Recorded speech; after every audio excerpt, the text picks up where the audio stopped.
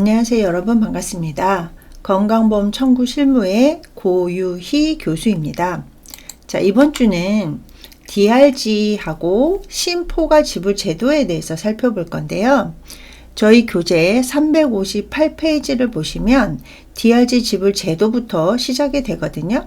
그래서 DRG가 만들어진 배경, 그리고 이 DRG는 그 Diagnosis Related Groups라고 해가지고 진단명 기준으로 한 포괄 수가제란 말이에요. 그래서 우리 FFS 행위별 수가제의 단점을 보완하고자 만들어진 게 DRG고, 또 DRG의 단점을 좀 보완하고자 만들어진 게 신포괄 지불제도, 신포괄 수가제란 말이에요. 그래서 요거에 대해서 오늘 좀 공부를 해 보도록 할게요.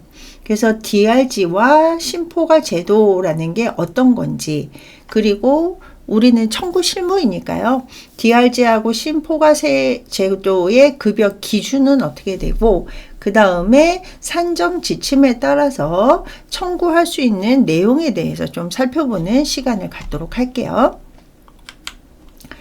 자, 우리 DRG는 우리나라에서 만들어진 건 아니죠. 그래서 맨 처음에 만들어진 게 미국 예일대에서 1960년도에 이미 이제 그 연구를 시작을 해서 10여 년의 연구 끝에 그 만들어진 게 DRG인데요. 그래서 맨 처음에 그 시행이 된 게 우리 미국의 메디케어하고 메디케이드라는 것들이 이제 그 사회보장제도에 있다라고 1학기 때 배웠었죠. 그래서 메디케어 65세 이상 노인분들을 대상으로 한 메디케어에 적용이 돼서 이 DRG를 수행을 하다가 이게 이제 좀 확산이 되고 어느 정도 개선이 되고, 그래서 저소득층인 메디케이드까지 저희가 이제 미국에서 적용을 하고, 우리나라 같은 경우는 이제 1986년도에 서울대에서 처음에 DRG를 개발을 하고 소개를 했었단 말이에요. 근데 초기에는 좀 의료계 쪽에서 그 참여율이 워낙 낮아가지고 제대로 이제 DRG에 대한 뭐 것들이 이렇게 파급이 되지 않다가 1997년도부터 해가지고 저희가 시범 사업 시작을 하면서 DRG가 이제 정착이 됐단 말이에요. 근데 우리 DRG 같은 경우 여기 도입 배경을 보시면 행위별 수가제, 그래서 Fee for Service, 행위별 수가제인 FFS의 문제점을 이제 그 개선하고자 만든 게 DRG란 말이에요. 근데 우리 행위별 수가제의 단점, 문제점을 살펴보자면, 일단은 우리 행위에 따른 수가가 건당으로 계속 이제 그 청구를 할 수 있기 때문에 의료비 상승, 그래서 급격한 의료비 상승에 대한 문제점도 있었고, 그 다음에 건당으로 행위별로 수가를 청구하다 보니까 이 청구 심사 업무가 굉장히 복잡하다.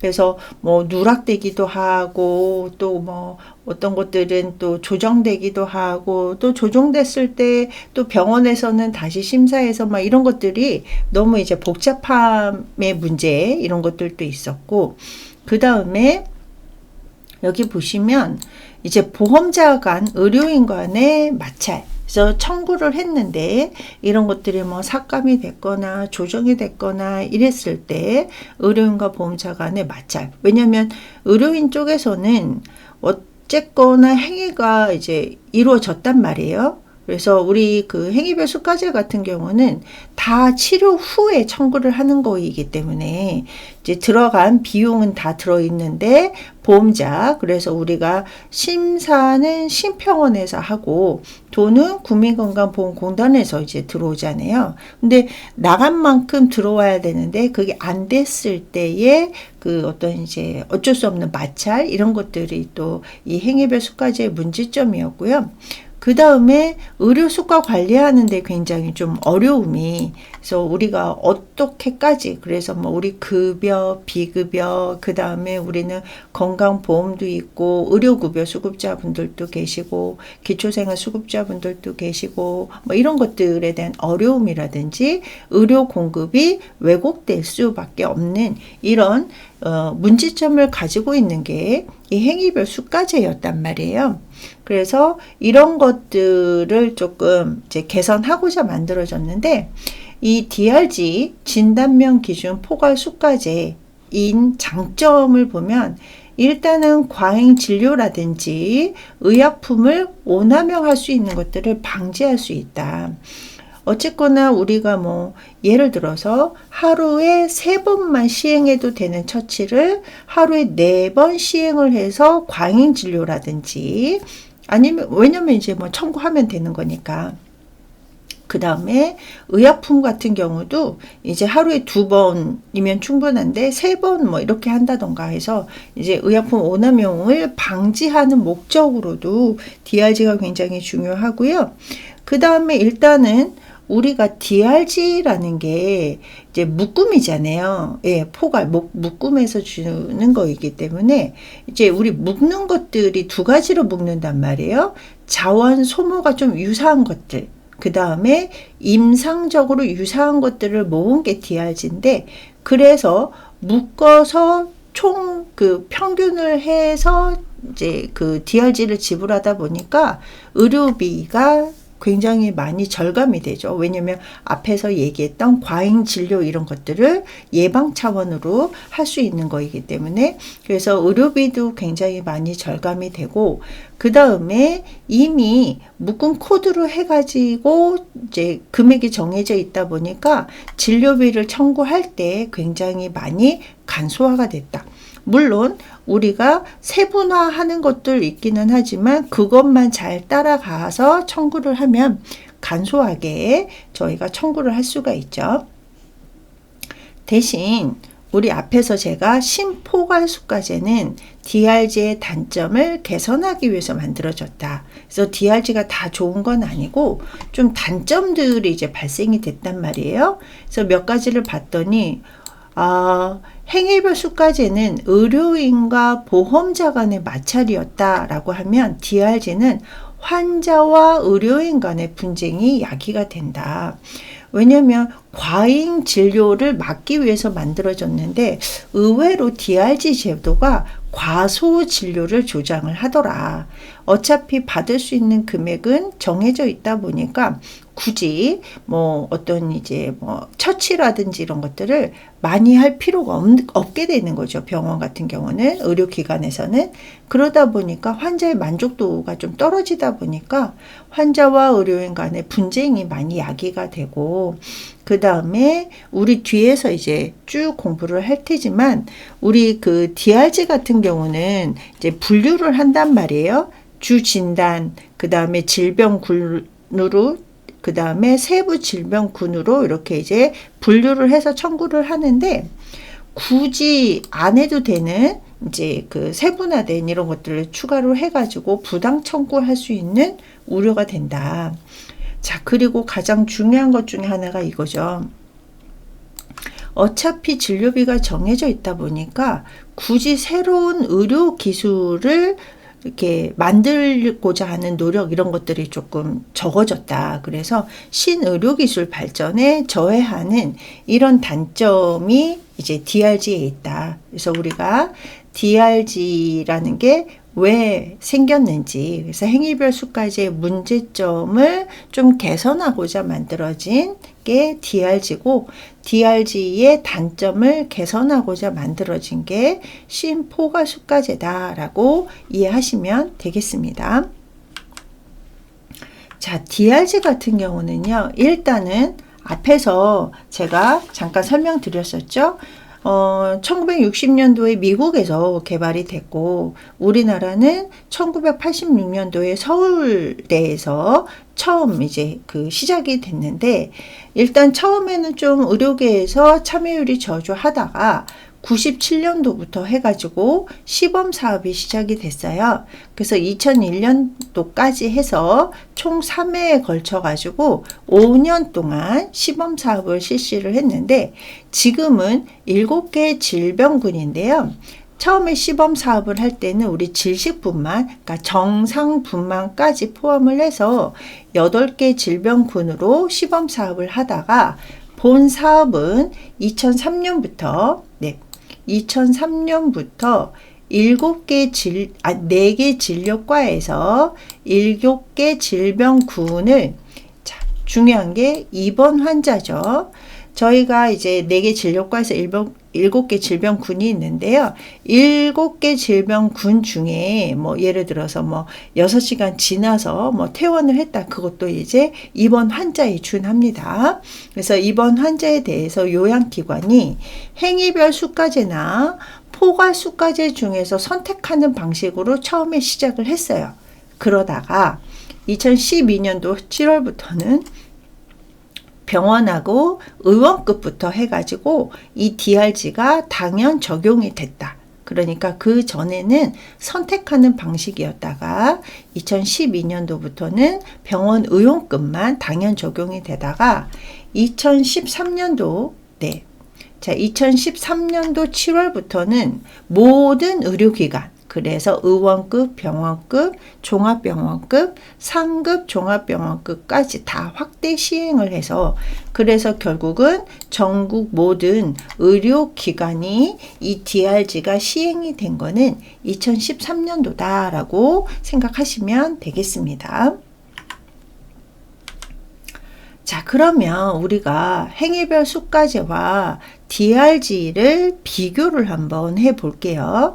우리 행위별 수가제 같은 경우는 일단은 제공된 의료 서비스의 단위당 가격, 그래서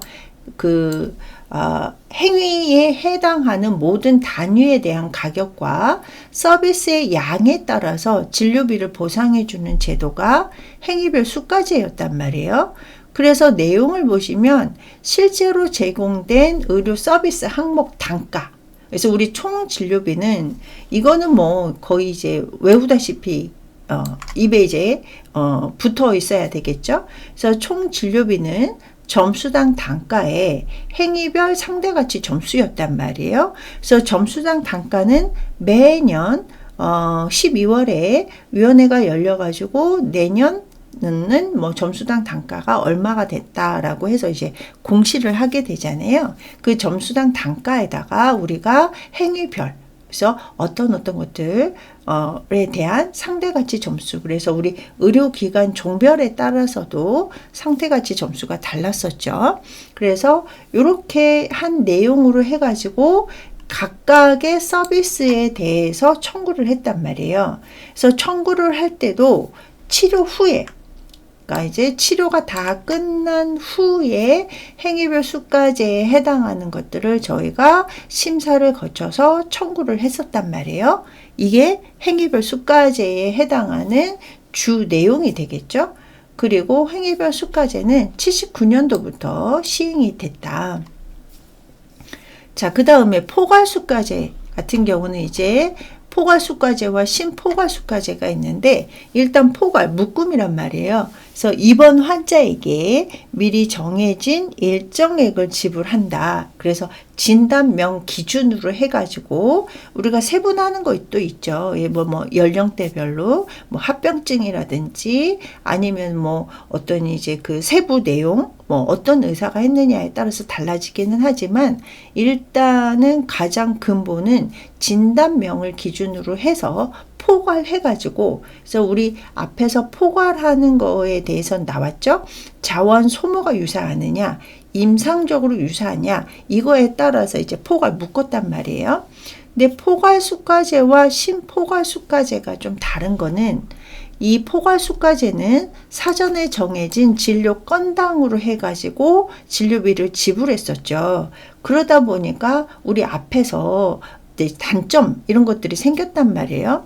어떤 이제 환자와 의료인 간의 뭐 분쟁도 생기고, 또 이제 뭐 신의료기술 발전 뭐 이런 것들도 조금 이제 그 저해되고 이런 여러 가지 문제점이 좀 있기는 하지만 어쨌거나 진료비도 이제 의료비도 절감이 되고 그 다음에 청구하는 사전 청구가 된단 말이에요. 그래서 청구하는 이런 것들도 굉장히 많이 간소화된 이런 장점을 가지고 있는 게 포괄수가제인데요. 이 포괄수가제는 일단은 진료 건당이다 보니까 진단이 되면 예를 들어서 우리가 뭐 아펜디사이티스가 됐다. 그래서 뭐 맹장염이 있어서 그거를 이제 충수돌기 수술을 했다. 근데 일단은 진단이 되면 우리가 청구할 수도 있다. 자, 이거는 2003년부터 포괄수가제가 시행이 됐다라고 앞에서 배웠죠. 근데 이런 이제 그 단점에 대해서 보완을 한 게 신포괄수가제인데 일단은 질병 군별에 사전에 정해진 건당으로 수가하는 거는 맞죠. DRG하고 똑같잖아요. 거기에다가 사전에 정해진 진료 일당 수가, 진료 일당. 그래서 DRG 같은 경우는 일단은 입원 환자에게 정해진 건데 어떤 질병 같은 경우는 좀 일당이 지나가는 우리가 정상군 뭐 상한군, 하한군 이렇게 나누기는 하지만 진료 일당 수가가 플러스가 되고요. 거기에다가 일부분 행위별 수가제가 들어가요. 그래서 의사 행위료라든지 고가의 약제가 들어갔거나 아니면은 치료 재료대가 추가로 들어갔을 때 이것까지 플러스한다. 자, 그래서 신포괄수가제는 건당, 질병에 대한 건당 플러스 진료 일당 플러스 행위별 수가제를 합친 게 신포괄수가제입니다. 그러다 보니까 신포괄수가제는요. 진료 건당에다가 플러스 개개 서비스의 합이란 말이에요. 그러다 보니까 얘도 신포괄수가제도요. 치료 후에 청구를 할 수가 있습니다. 우리 포괄수가제는 진단이 끝나면 청구할 수가 있는데 행위별 수가제와 신포괄수가제는 치료 후에 청구할 수 있다. 그리고 신포괄수가제는 2009년도에 시범사업이 시작이 돼서 계속 지금 개정 중에 있는 서비스 중에 하나가 이 신포괄수가제가 되겠습니다. 자, 우리 앞에서 시범사업 할 때는 4개 진료과에서 8개 질병군이었단 말이에요. 그러다가 본 사업이 시작이 될 때 이 질식분만 여기 제외됐다라고 되어 있죠. 그래서 질식분만 또는 이제 정상분만은 제외를 시키고 4개 진료과, 그래서 안과, 이비인후과, 외과, 산부인과 이렇게 4개 진료과인데요. 저희가 이제 암기해야 되실 것들이 있단 말이에요.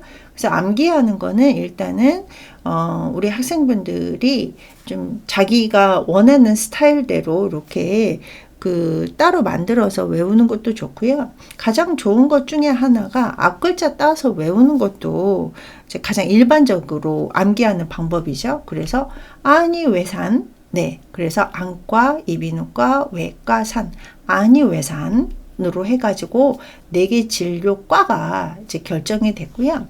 자, 대상 질병군은 진료과는 4개인데 7개 질병군이란 말이에요. 그래서 안과에서는 우리 수정체 수술, 그래서 우리 백내장인 환자분들 수정체 수술을 할 때 이제 그 DRG에 해당이 되는데요.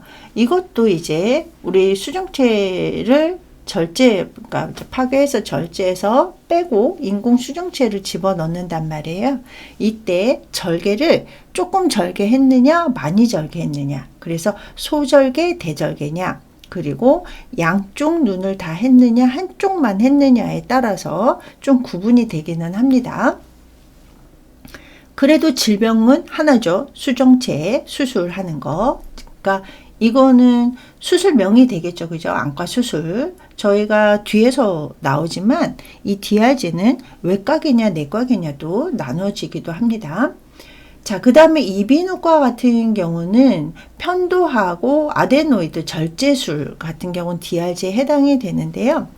저희가 이제 그 세부 진료 같은 그 분류 같은 거 할 때 연령으로 따라서 또 분류를 하기도 해요. 그래서 우리가 코딩을 할 때 6개 코딩, 이게 이제 개수가 6개란 말이에요. 거기에서 이제 뭐 5번째 해당하느냐, 뭐 합병증 뭐 6번째 해당하느냐, 뭐 이런 것들이 이제 그 정해져 있는데요.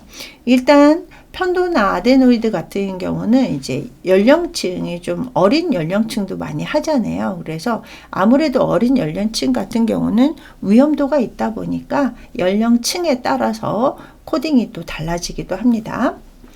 자, 그 다음에 외과는 3개가 있죠. 네. 그래서 아까 얘기한 것처럼 아펜덱토미, 충수절제술 같은 경우도 좀 충주절제술의 주 진단이 또 이렇게 세분화가 된단 말이에요. 그리고 복강경을 이용했느냐, 그러니까 절제를 하지 않고 단순하게 복강경을 이용을 해서 충수를 절제를 했느냐 구분이 되고요.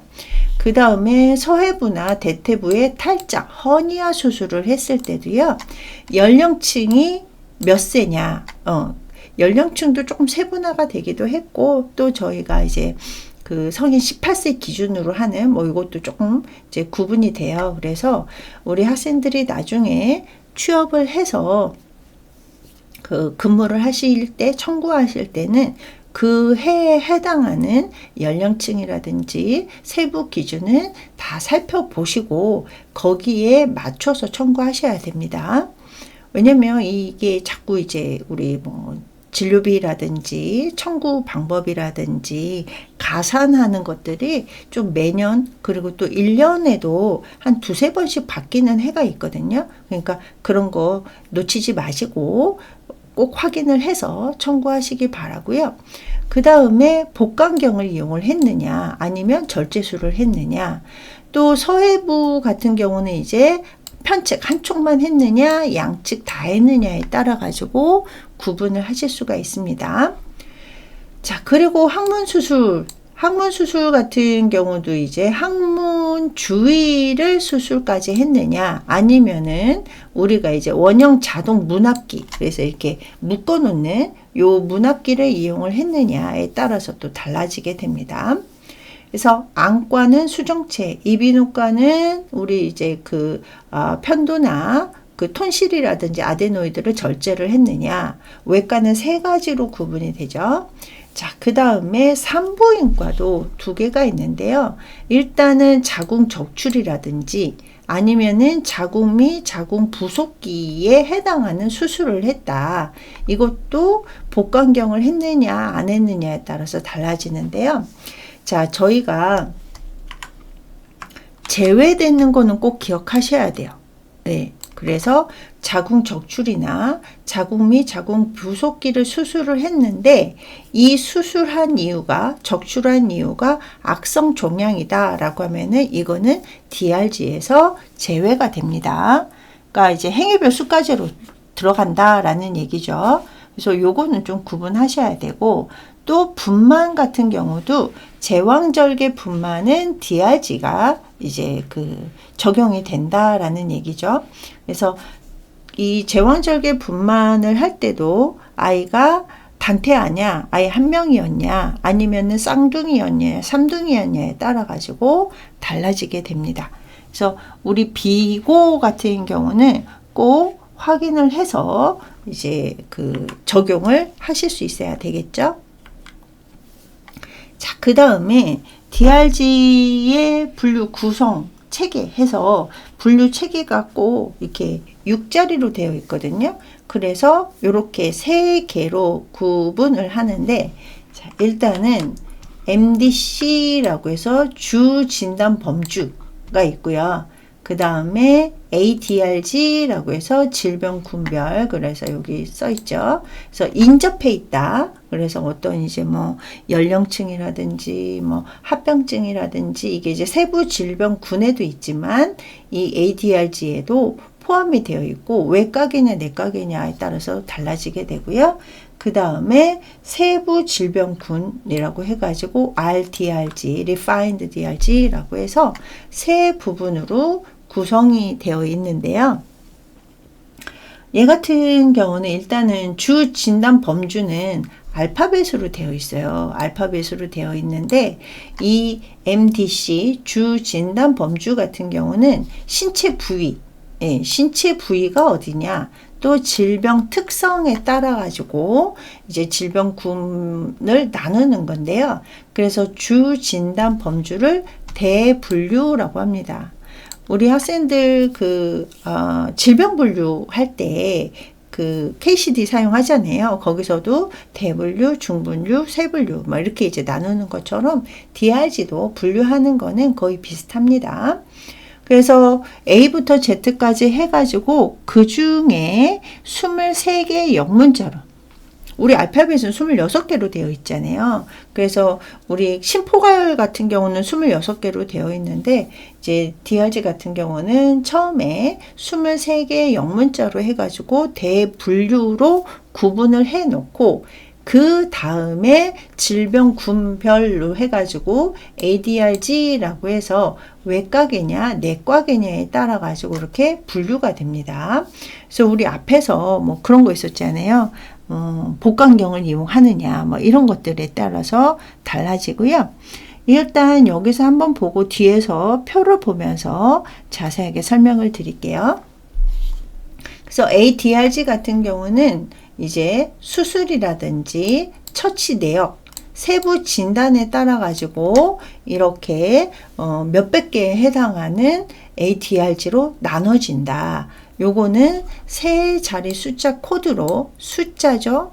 우리 대분류는 알파벳이었어요. 그리고 알파벳 다음에 세 자리 숫자가 중분류에 들어간다라고 생각하시면 돼요.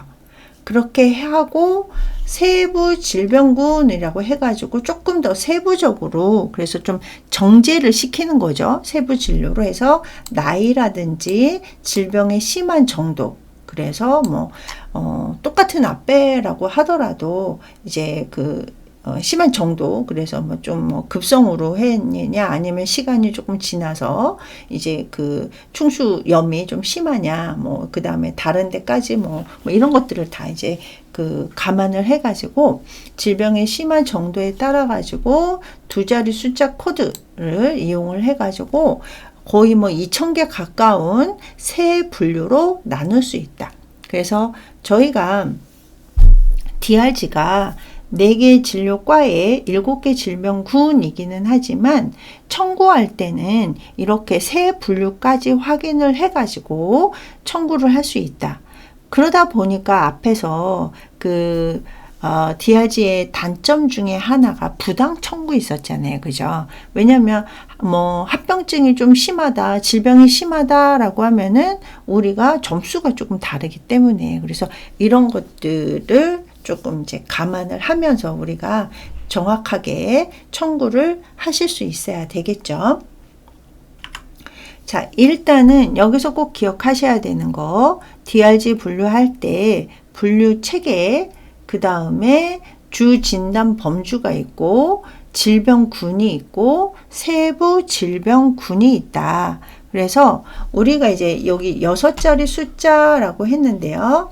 여기 보시면 알파벳과 그 다음에 중분류와 세부 질병군으로 이렇게 나누어지게 됩니다. 자, 표를 보면서 한번 살펴볼게요. 일단은 주 진단명이 나와가지고 주 진단명에 따라서 주 진단 범주가 정해지게 되겠죠. 네, 그래서 주 진단 범주에 따라서 수술 여부를 이제 판단을 해야 된단 말이에요. 그래서 우리 앞에서 내과계냐 외과계냐 구분한다라고 했었잖아요. 그래서 수술 여부에 따라 가지고 수술을 하게 되면 외과적 수술명이 들어가야 되고요. 수술을 하지 않는다 그러면 내과계로 구분을 해야 되거든요. 그래서 내과계 같은 경우는 일단은 주 진단명에 의해서 이제 입원을 했는데, 이제 입원하고 나서 2일 이내에 사망을 하면 이제 조기 사망으로 이제 청구를 하시면 되는 거고, 그렇지 않다 그러면은 주 진단명에서 질병군으로 이제 구분을 하실 수 있어야 되겠죠.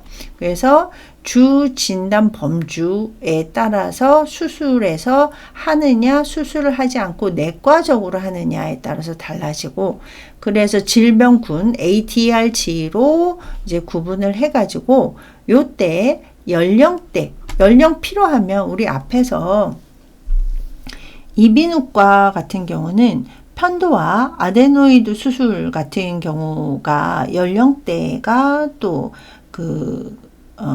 기타 범주에 들어갔었단 말이에요. 그리고 외과에서도 서해부나 대퇴부 탈장 수술 같은 경우도 연령이 들어갔었어요. 그래서 그거에 따라서 달라지게 되고요.